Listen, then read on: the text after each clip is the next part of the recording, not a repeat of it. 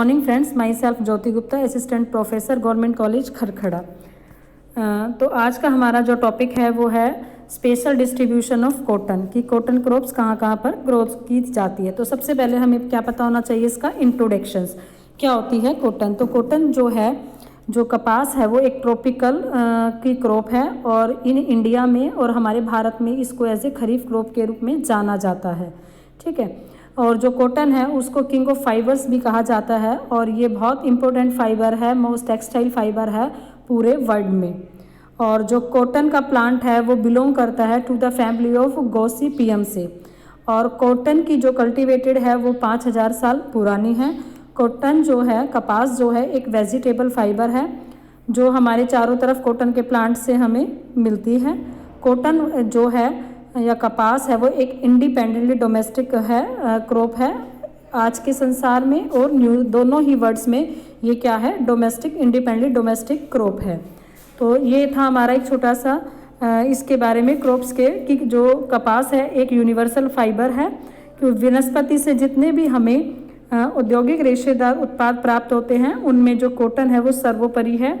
और पूरे संसार में, पूरे वर्ल्ड्स में जो कपड़ा है वो कपास के रेशे से बने सूत से ही तैयार किया जाता है। नेक्स्ट पढ़ेंगे, नेक्स्ट स्लाइड में देखेंगे suitable condition for cultivated of cotton, कि कॉटन को ग्रो करने के लिए हमें कौन सी कंडीशन, क्या क्या जोग्राफिकल कंडीशंस चाहिए कि जिन रीजन्स में वो कॉटन को ग्रो कर सके। तो सबसे पहले हमारा आता है टेम्परेचर।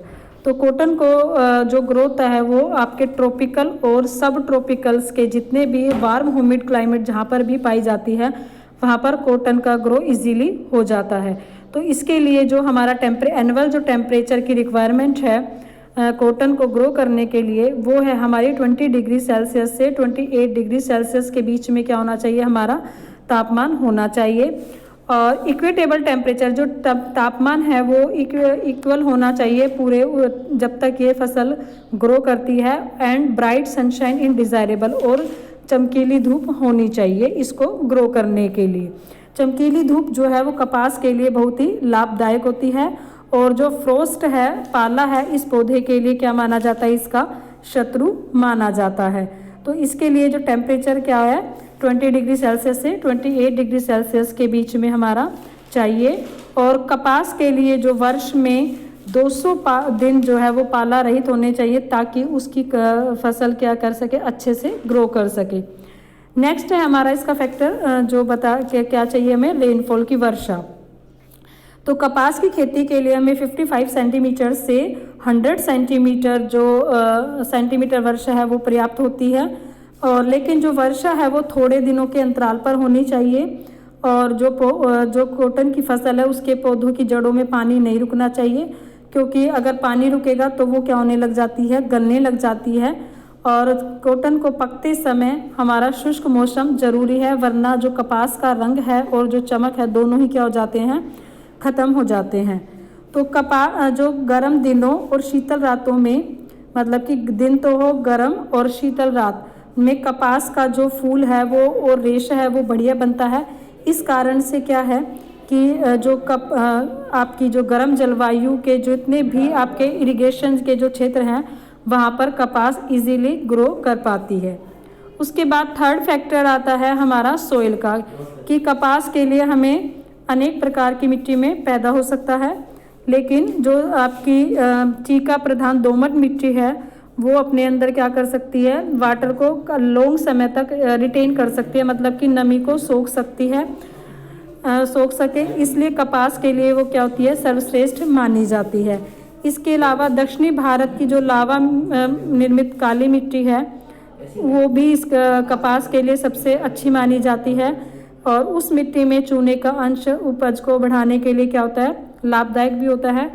और कपास के पौधों के लिए हमें क्या जो उर्वरक है उसकी अधिक मात्रा की आवश्यकता होती है, क्योंकि जितने भी लूमी सोइल है और जिसमें हाई कैल्शियम कार्बोनेट होता है, जिस मिट्टी में कैल्शियम कार्बोनेट की मात्रा ज़्यादा होती है वो जो बेस्ट सोइल होती है फॉर द कल्टीवेशन किसके, कॉटन को ग्रो करने के लिए। ठीक है। उसके बाद जो नेक्स्ट फैक्टर आता है आपका वो है हमारा रिलीफ कि उसके लिए धरातल कैसा चाहिए। तो slide slope of land drains the soil is good for cotton cultivation कि जो कपास के लिए है वो जो स्लोप है वो एकदम स्लाइटली होना चाहिए, ज़्यादा ना तो वो आपका समतल होना चाहिए और ना ही ज़्यादा वो आपका ढलवा होना चाहिए। इसके लिए ऐसा स्लोप रिलीफ चाहिए जो क्या कर सके, ड्रेन्स वाटर को जिसमें कपास के लिए अच्छा सा ग्रो कर सके। तो इस प्रकार के जो कुछ पहाड़ी रीजन्स पे भी हम क्या कर सकते हैं, कपास का उत्पादन किया जा सकता है।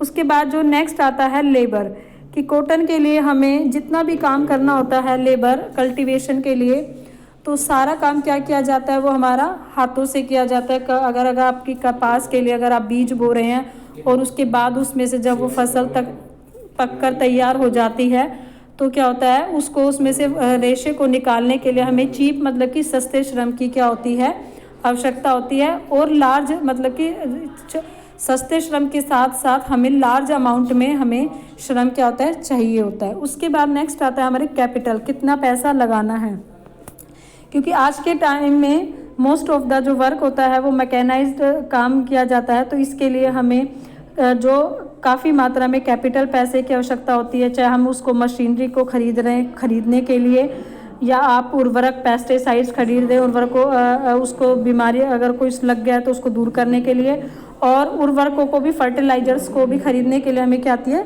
काफ़ी सारी मात्रा में आपको पैसे की आवश्यकता होती है। उसके बाद नेक्स्ट फैक्टर आपका आता है ट्रांसपोर्ट या मार्केट। तो जो भी काम आप कोई भी क्रॉप ग्रो करते हैं या आप कॉटन की क्रॉप ग्रो, तो इसके लिए ये जो आपकी कॉटन की जो क्रॉप है वो एक प्रकार की कैसी है, कमर्शियल क्रॉप है। तो इसके लिए हमें गुड ट्रांसपोर्ट नेटवर्क की क्या होती है, ज़रूरत होती है, जहाँ पर इस कॉटन की क्या हो सके, डिमांड हो सके, जहाँ मार्केट भी चाहिए जहाँ पर इसकी डिमांड हो सकते। तो उसके लिए हमें ट्रांसपोर्ट फैसिलिटी क्या होनी चाहिए, इजीली अवेलेबल होनी चाहिए, ताकि हम जो हमारा कॉटन है, फाइबर है, उसको हम एक स्थान से दूसरे स्थान पर इजीली क्या कर सके, ट्रांसपोर्ट कर सके, भेज सके। उसके बाद नेक्स्ट ये आता है इसमें कॉटन में कि on the basis of length of the fibre, जो लेंथ फाइबर की लेंथ के आधार पर हम कॉटन को क्या करते हैं, 3 मेन पार्ट्स में, 3 भागों में क्या करते हैं, डिवाइड करते हैं। तो उसमें सबसे पहला आपका आता है लॉन्ग स्टेपल, सेकंड आता है मीडियम स्टेपल और थर्ड आता है आपका शॉर्ट स्टेपल। तो सबसे पहला हमारा जो है इसमें हम पढ़ रहे हैं लॉन्ग स्टेपल। तो लॉन्ग स्टेपल का मतलब होता है लंबे रेशे वाली कपास। तो ये लंबे रेशे वाली कपास जो होती है ये क्या होती है, सर्वोत्तम की कपास होती है, और इसमें जो लेंथ होती है इस कॉटन के जो फाइबर्स की वो होती है 25 मिलीमीटर से 65 मिलीमीटर तक, ठीक है। या आप अगर इसको सेंटीमीटर में बताना चाहते हैं तो इसका हम बता सकते हैं कि जिसका रेशा क्या होता है 5 सेंटीमीटर से लंबा होता है, वो कपास क्या होती है, हमारी लॉन्ग स्टेपल वाली होती है। और इस कपास से हम क्या कर सकते हैं, कोमल और जितने भी महंगे वस्त्र बनाए जाते हैं वो लॉन्ग स्टेपल के फाइबर से ही बनाए जाते हैं।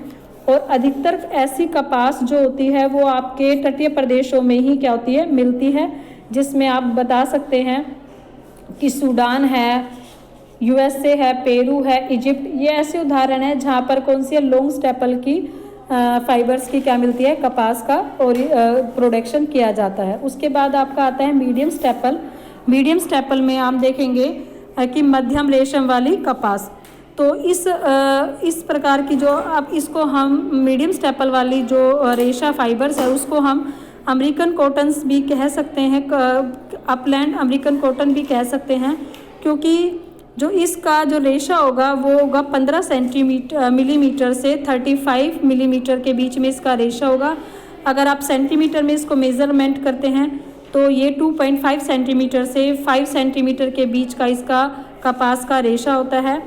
और ये आपके इसका जो उत्पादन है वो आप ये बता सकते हैं इंडिया, चाइना, ब्राज़ील, अर्जेंटीना, वहाँ पर आपकी इसी प्रकार की क्या होती है, कपास का उत्पादन, रेशे का उत्पादन किया जाता है।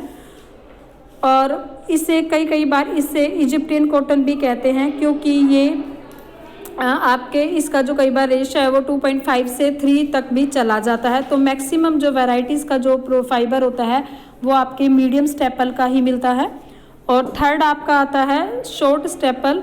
मतलब छोटे रेशे वाली कपास।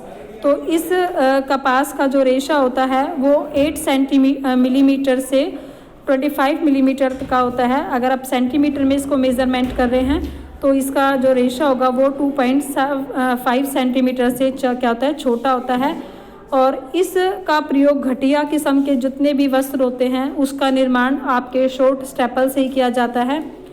और चाइना में और भारत के कुछ क्षेत्रों में इसी प्रकार का जो रेशा है वो आपको मिलता है। तो ये आज का था ज्योग्राफिकल कंडीशन, थोड़ा सा कि इंट्रोडक्शंस क्या होता है आपका कॉटन का और इसका ज्योग्राफिकल कंडीशन जो कि कॉटन को ग्रो करने के लिए में चाहिए। Thank you.